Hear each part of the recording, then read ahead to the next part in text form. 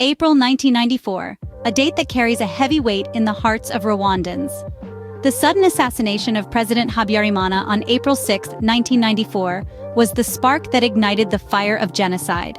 Ethnic tensions between the Hutu majority and the Tutsi minority had been simmering beneath the surface for years, creating a volatile atmosphere primed for conflict.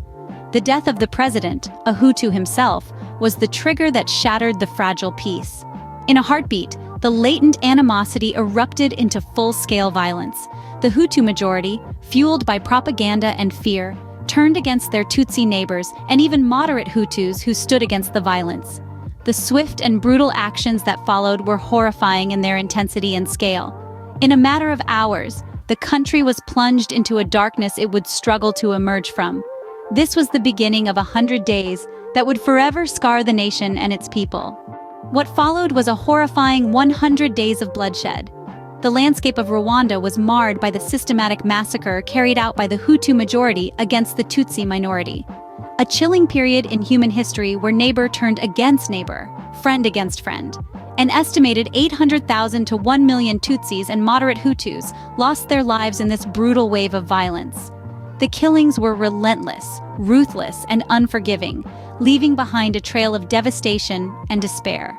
But what of the international community during these 100 days?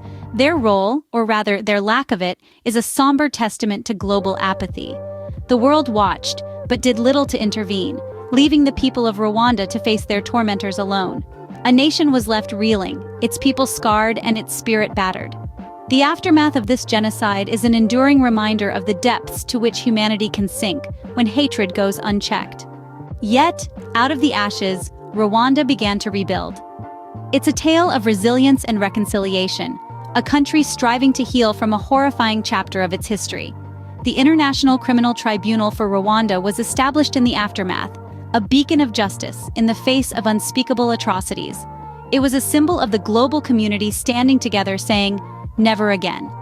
But the true heroes of this story are the Rwandan people themselves. They've shown an extraordinary commitment to remember the victims of the genocide, to honor their lives, and to ensure their stories are never forgotten.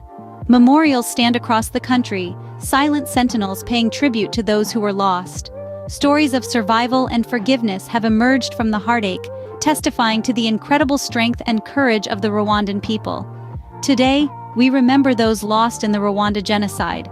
Their memories live on, a stark reminder of the cost of hate and the power of resilience and forgiveness.